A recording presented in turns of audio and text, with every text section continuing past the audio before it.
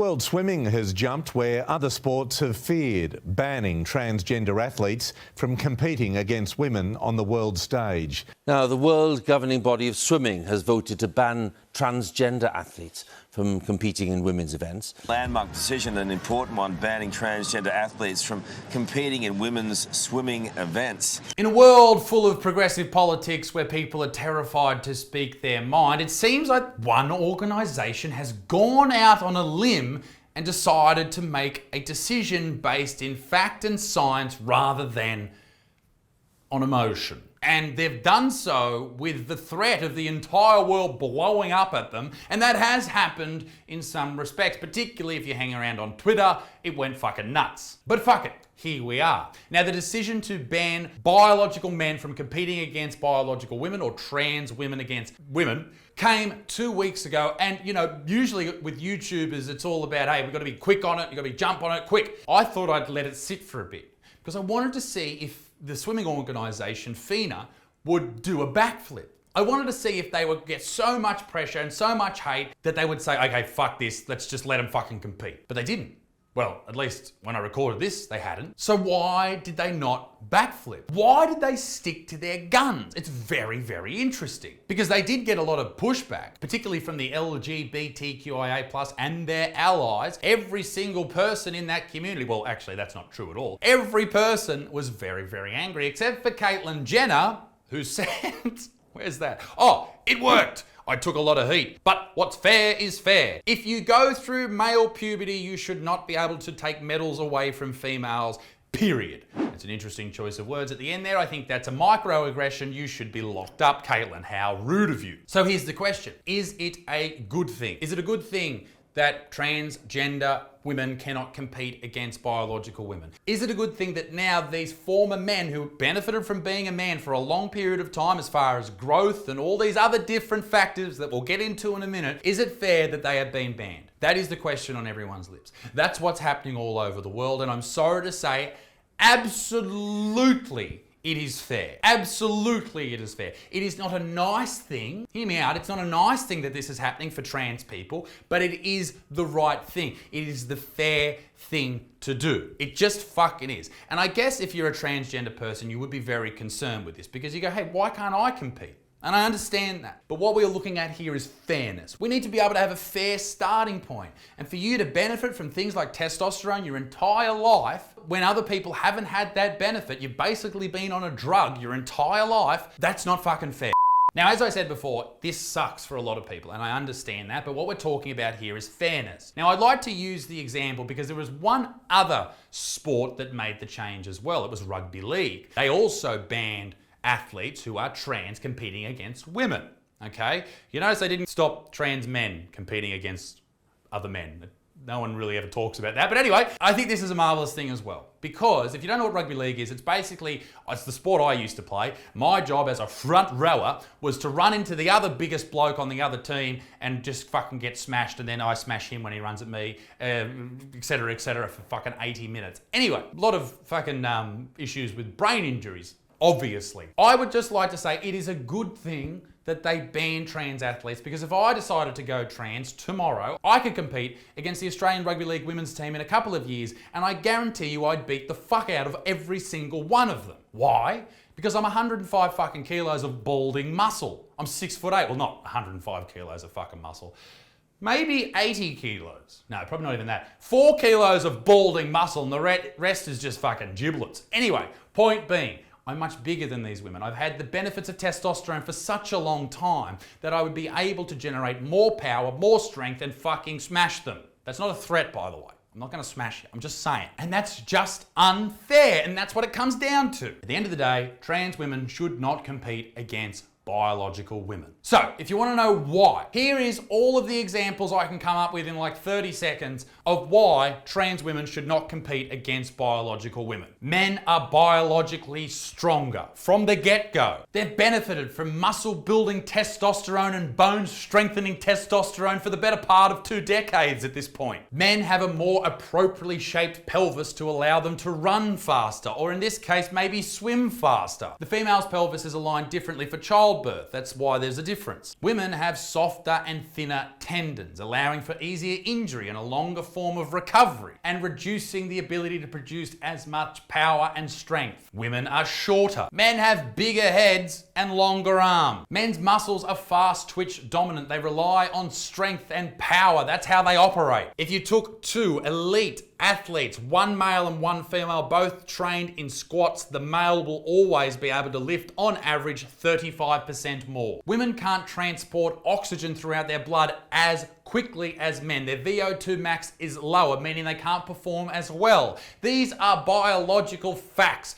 Facts about endurance, power, and strength that you cannot argue with. These are differences built into men and women, and when you are a man and you become a woman, you have these over the other women in your field, which makes it unfair. And please, if you support trans people, which I think everyone does, don't think I'm angry at trans people. This is not where this is coming from. This is just one of these things where you shouldn't have to agree with every single fucking progressive point just to support someone, okay? You shouldn't. This is literally relying on common sense and science, okay, rather than feelings and emotions. And why this seems so left field and out of the blue is because we rarely do that anymore. We must remember that this ruling helps more people than it hinders. And they have allowances for trans people if they don't go through puberty and all that type of stuff, but I also think that raises the question about puberty blockers, and I think that's bad. I think that's terrible. I mean, from the reading I've done on it, it is not a good thing. It's just terrible for your body. But anyway, that's for a whole nother video. Basically, because you would have to block puberty at like, what, 11, 12 years old?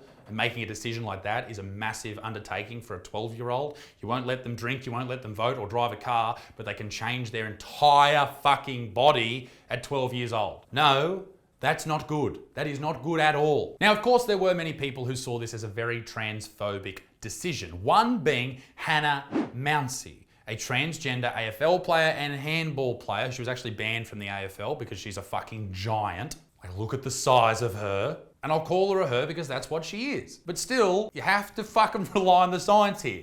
She's a giant. She's a huge bitch who's benefited from so many different things being a man gives to an athlete. So it's not fair to compete against other women. But recently she was on The Project, because of course she was, and she had this to say. So Hannah Fina says this is based on fairness and on the science. Do you accept that a trans athlete does have an advantage over other competitors? No, not at all. Okay, Hannah, what's the point of having this argument with you if you're just going to sit there and go, I don't care what the science says, you're wrong. The science is changing. You're wrong. You're wrong, you're wrong, you're wrong. I feel you're wrong. You can't argue with that. You can't debate that. They're just going to go, nah, not listening. You're allowed to have this debate. You should be allowed to have this debate anyway. And it shouldn't mean that just because you disagree with someone who happens to be transgender that you hate them. That is ridiculous. Hannah then goes on to explain that she saw a drop in her strength and performance when she started taking estrogen, and that it then means it's fair to compete against women because she's now weaker. You know, for me, I can tell you, November 2015, before we went over to Qatar to compete at the Olympic qualifiers for handball, I was benching 150, squatting 200 and cleaning 140, and that's all kilos. So big numbers indeed. And that's when she went over to start competing against women. That first day that she turned up at the game, holy fucking shit. But then estrogen took hold over time and she lost a lot of strength. Within 12 months, my bench press had gone down to about 60, the squat had gone down to about 70, and the clean had gone down to about 60 or 70 again. It's a pretty big drop in 12 months. Agreed. But is that due just to estrogen? Did you continue your training program? Were you eating the same? Was everything the same? Or did you change things? I see girls at my gym that do bigger numbers than me all the time. Does this mean that women, as soon as they have estrogen in their system, it leads to muscle wastage? I'd love to see the scientific evidence on that. It's really, really interesting to see whether or not you could lose all of that strength just because you took estrogen. I mean, how the fuck do you go from benching 150 to 60 in 12 months? I don't see that happening. And even if it did, what about your bone structure? What about all those other beneficial things that you have because you were a man? You can't take them away, Hannah. And I know it sucks, but this is the reality of the situation. Life isn't fair. On top of that, there are some transgender athletes that compete against women under the regulations of, okay, they have this much testosterone in their blood, but sometimes that amount of testosterone is more than the average male has in their blood. So it's a whole thing. But one interesting argument I hear is that, okay, everyone's got differences about them when they compete in sport. Nothing's equal. No one's equal. So why is it a problem? You're taller than me, I'm stronger than you, etc., etc. It was best described in this Jubilee video, a YouTube channel with 7 million subscribers. I think this was the best way someone described it. Among cisgender men and cisgender women, there are naturally differences in their anatomy, in their hormonal levels, in their height, bone structure, all that stuff. Like any cisgender woman compared to another might have a different body type. Yeah. I see where he's going, and it's a valid take. It's certainly an interesting subject. I just find when you weigh up all the differences overall, even with muscle wastage and all that type of thing, there still seems to be a benefit from having that time in puberty as a man and all those years with testosterone flowing through your system over someone who's never had that. There always seems to have the benefit there for those people. Now, I don't really give a fuck about swimming. Who gives a fuck about swimming, right? The time I have issue with it is when it is a contact sport, say like the rugby league or MMA. Every time a trans woman would hit a biological woman in MMA, like the UFC, sport and organisation, okay, if you don't know what fucking MMA is. Every time they're hit with a bigger fist, a stronger arm, a more powerful muscle matrix. Is muscle matrix even a thing? I don't even know, but it sounds fucking spot on. Every time they hit with it, they are hit with unfairness. And we saw that with Fallon Fox. She fucking just destroyed people because she was a man. You might have muscle wastage, but it won't stop the fact that you are bigger, still stronger, still more powerful. You've got a bigger heart, a bigger head, longer arms, the whole thing. It just doesn't change. So why don't we just abolish gendered sporting codes? That's actually an argument at the moment. Are you people fucking serious? Are you serious? No woman would win anything ever. There is, of course, coming out of all this, a transgender category in the swimming, which I think is a fine idea if there's enough athletes to fill that category. I personally would like to see a steroid division in the UFC, just get dudes fucking super jacked, do it in the NRL, the AFL, just fucking huge pricks, just run at each other 1,000 miles an hour. I'd love that. Let me just say this, trans people are real people. Trans women are women, all that shit. I send my love and respect to you. Okay? But we have to look at fairness in this subject. Doesn't mean that people hate you, it just means that sometimes there has to be, you just have to look at the fucking facts. You just have to, I'm sorry. But let me know what you think down below in the comments section, ladies and gentlemen. Be a good motherfucker, peace in the Middle East. Grab this jumper, we just got restocked. It's over at isaacbutterfield.shop. Be a good motherfucker, I've already said that. Bye-bye. Ladies and gentlemen, thanks for watching the video. Your support means absolutely everything. If you haven't subscribed, do it right now. You keep me dogs fed and I love you. Now, ladies and gentlemen, if you didn't know, there's 3 new videos on this channel every week. And if you want more, you can head over to Little Butts Mom, which is the 2nd channel. Ladies and gentlemen, there is more. What about the podcast each and every week? It's available on Spotify and YouTube as well. And I'm also on tour right now around the country doing my show, Cancel Me Now. Stand-up comedy is back, ladies and gentlemen. And please, for Christ's sake, follow me on Instagram. I'm very lonely. Love ya. Bye.